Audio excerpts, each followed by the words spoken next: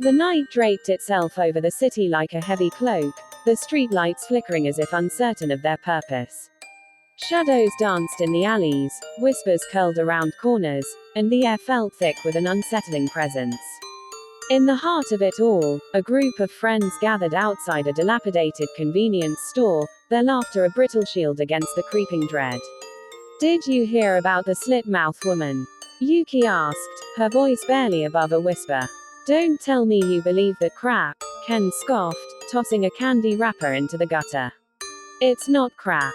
She roams the streets at night, looking for unsuspecting victims. They say she'll ask you if she's pretty," Yuki continued, her eyes wide. "PFFT, and what happens if you say yes?" Hiro, leaning against the store's grimy wall, smirked. "She slices your mouth open to make you look like her." Yuki's fingers trembled as she pulled her jacket tighter. "Sounds like a bad horror movie." Ken rolled his eyes, but a flicker of unease crossed his face. "Or a warning," said Akira, his voice low, almost reverent.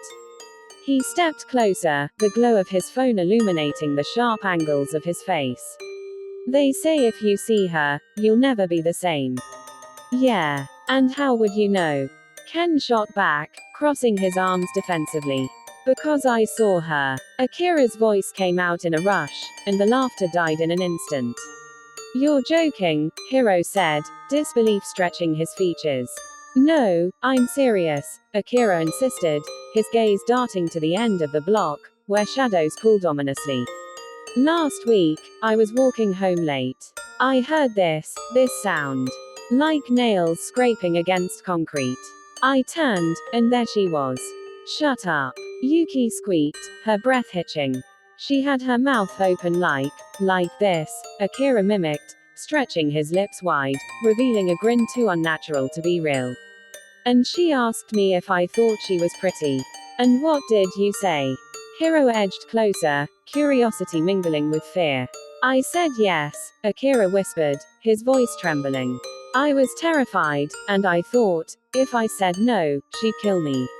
But then she just laughed. It was so wrong."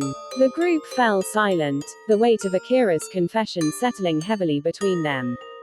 "Claffed," Yuki stammered. "Yeah, like a cackle." It echoed down the street. "I ran like hell. Why didn't you tell us before?"